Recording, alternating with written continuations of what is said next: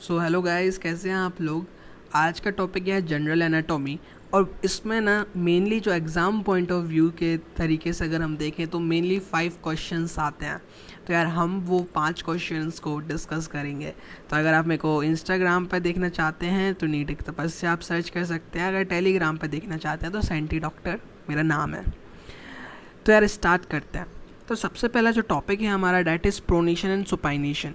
सो होता क्या है ये प्रोनेशन और सुपाइनेशन, ये एक इम्पॉर्टेंट चीज़ है, ठीक है। So you have to understand it. जब हम पाम को, ठीक है, नीचे साइड रखते हैं, लाइक जब हम खाना खाने के लिए फिंगर्स को जिस डायरेक्शन में ले जाते हैं, पाम को जिस डायरेक्शन में ले जाते हैं, that point is known as क्या, that hand position is known as pronation. अगर हम देखें, so these are special movements occurring at radio ulnar joints. Okay, so you have to remember it. It's very easy and easy to learn. Then pronating muscles क्या होते हैं यार, इतना कोई tough नहीं है। pronator teres and pronator quadratus, that's easy, right? Then बात करते हैं यार अगली। so प्रोनेशन तो हो गया हमारा, सुपाइनेशन कैसे होता है सर। तो जब पाम जो है हमारा फॉरवर्ड और अपवर्ड फेस कर रहा होगा ना, जब हम खाने को मुंह की तरफ ले जाते हैं तो हमारा जो पाम का पोजीशन होता है, डैट पोजीशन में अगर हाथ है हमारा लेटे हुए, that will be supination. Easy right. तो यार यहाँ पे जो है हमारा अगला point, these are also called special movements, और ये भी कहाँ पे हो रहे हैं, रेडियो अल्नर जॉइंट्स में। फिर मसल्स ऑफ सुपाइनेटर की अगर मैं बात करूँ, सो दे आर सुपाइनेटर मसल्स। अब नेक्स्ट क्वेश्चन जो है हमारा डैट इज़ इम्पॉर्टेंट वन कि blood supply of long bone क्या है यार। तो ये क्वेश्चन ना लगभग हर यूनिवर्सिटी में आता है, ठीक है। अगर आपको प्री फाइनल्स में नहीं आया तो फाइनल्स में पक्का आएगा। अगर आपको फर्स्ट इंटरनल में नहीं आया तो कभी ना कभी ऐसा मौका ज़रूर आएगा जिसमें ये क्वेश्चन आएगा। मीन्स ये क्वेश्चन बहुत इंपॉर्टेंट है। तो डिराइव्ड ही होता है न्यूट्रिएंट आर्टरी से भाई, ये बात याद रखना। ईजी बात है लेकिन बहुत इंपॉर्टेंट बात है। It enters the soft through the nutrient foramen, ठीक है, it enters the shaft through the nutrient foramen, runs obliquely through the cortex, ठीक है, it divides into ascending and descending branches in the medullary cavity. Next अगर हम बात करें, सो ये हमारा डायग्राम होगा, ठीक है। अगर आप ये डायग्राम देख पा रहे हो तो बहुत ईजी डायग्राम है, ऐसा कुछ टफ चीज़ नहीं है इस डायग्राम में। तो आप सबसे पहले ये देखो, ये हमारी गई न्यूट्रिएंट आर्टरी अंदर, ठीक है। अब ये गई अंदर, ये क्या हमारी पेरियोस्टियल आर्टरीज, ठीक है। देन ये क्या हमारी ये साइड वाला मेटाफाइजियल आर्टरी। देन ये हमारा epiphyseal plate of cartilage, okay. Then next जो है हमारा these are epiphyseal artery, okay. Then ये हमारा hairpin bend of end arteries. And now here, यहाँ पे हमारा क्या था, एपिफाइजल प्लेट ऑफ कार्टिलेज थी। यहाँ पे एपिफाइजल प्लेट जो है फ्यूज़ हो गई। सो ये क्या कर रहा है, एनास्टोमोसिस हो रहा है एपिफाइजियल एंड मेटाफाइजियल आर्टरी के बीच में आफ्टर फ्यूजन ऑफ एपिफाइसिस। सो ये बहुत इजी है, आपको केवल 4 आर्टरीज के नाम याद करना है, that is epiphyseal artery, epiphyseal plate of cartilage, metaphyseal artery, periosteal arteries, then hairpin bend of end arteries, and यहाँ पे हमारा anastomosis between epiphyseal artery and the metaphyseal artery.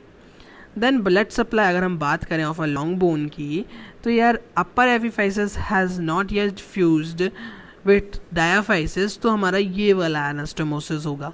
लेकिन अगर मान लो फ्यूज़ हो गई है तो हमारा यहाँ पे एनास्टोमोसिस जो है ये होना है between the epiphyseal and the metaphyseal artery.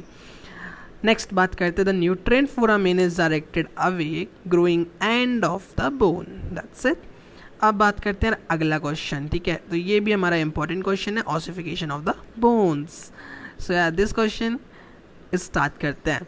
तो bones are initially laid down as mesodermal condensation, okay. Mesodermal condensation की तरह नीचे उनको लेड डाउन कर दिया जाता है। Then the conversion of these mesoderms condensations into bone is called as mesenchymal intramembranous ossification, and ये जो वाली जो bones हैं उनको membranous bones कहते हैं। However, during certain time mesodermal stage में pass through cartilaginous state, ठीक है। तो ये पॉइंट याद रखना है हमको, कई बार कार्टिलेजिनस स्टेज से पास होगी during second month of intrauterine life. और इस वाली चीज़ को हम क्या बोलेंगे भाई, इस वाले को बोलेंगे हम एंडोकॉन्ड्रल या फिर इंट्रा कार्टिलेजिनस ऑसिफिकेशन। तो ये पॉइंट हमें याद रखना है, okay. Then ossification takes place at center of ossification. The center of ossification may be primary or secondary. Next बात करते हैं. तो primary center appear after primary center appear before birth. Okay, कहाँ पे आ रहा है? Before birth आ रहा है. Usually during 8th week of intrauterine life. The secondary center appear after birth. Okay, 2 point है, before birth and after birth, with few exceptions of lower end of femur and upper end of tibia. अब आपको क्या करना है, ये simple सा diagram बनाने हैं 4, ताकि क्या है कि नंबर तभी अच्छे मिलते हैं जब आप डायग्राम बनाते हो हर चीज़ में. Anatomy is all about diagrams guys. तो है ना, डायग्राम तो आपको बनाना ही बनाना है. फिर इसकी 2 जो क्लिनिकल है, डेट इज एंड्रोप्लासिया एंड द क्लीडोक्रेनियल डायस्टोसिस. ठीक है, तो इसमें क्या होता है, एकॉन्ड्रोप्लासिया में डिफेक्ट इन द एंडोकॉन्ड्रल ऑसिफिकेशन होता है, एंड क्लीडोक्रेनियल डायस्टोसिस एक दूसरा होता है जिसमें मेम्ब्रेनस ऑसिफिकेशन होता है. अगली बात करें तो ये कार्टिलेज की बात करते हैं. तो डेफिनेशन में क्या है, कार्टिलेज एक कनेक्टिव टिश्यू है composed of cells and fibres. Okay, तो यार हमारा ये इजी पॉइंट था, कोई दिक्कत नहीं आएगी इसमें, है ना. Then which is rich in a mucopolysaccharide, it is more elastic than bone. अब जनरल फीचर्स में है नो ब्लड वेसल्स और लिम्फेटिक्स. ठीक है, no nerves, surrounded by a fibrous membrane called as perichondrium. Then has no perichondrium, so that is the articular cartilage, has no perichondrium, so that its regeneration after injury is inadequate. When cartilage calcifies, the chondrocytes die and the cartilage is replaced by the bone like tissue. It's over, simple था, right? Then हमारा hyaline cartilage, fibro cartilage and elastic cartilage के बीच में differences हैं. आप इसका screenshot ले लीजिएगा and इसको रट लीजिएगा. इजी है काफ़ी, ऐसा कोई टफ नहीं है. बट हाँ देखो, जैसे यहाँ पे एग्जांपल्स दिए हैं, ये वाले एग्जांपल्स हैं सारे. Okay, you can see it. Then हमारा जो कलर है दिया है तीनों का, देन अपीयरेंस दी हुई है, एंड देन फाइनली फाइबर्स की लेंथ दी हुई है एंड इलास्टिसिटी दी हुई है. सो इतना कोई टफ नहीं है. अब हमारा लास्ट क्वेश्चन जो आता है डेट इज एपीफाइसिस. क्या आता है? एपीफाइसिस. तो एपीफाइसिस जो है डेट इज हमारा the ends and tips of a bone which ossify from secondary structure centres are called as epiphysis. Okay, then यहाँ पे हमारा pressure epiphysis is articular and takes part in transmission of the weight. ठीक है, फिर होता है हमारा traction epiphysis. It is non articular and does not take part in the transmission of the weight. Then हमारा आता है atavistic epiphysis, phylogenetically and independent bone which in man becomes fused to another bone.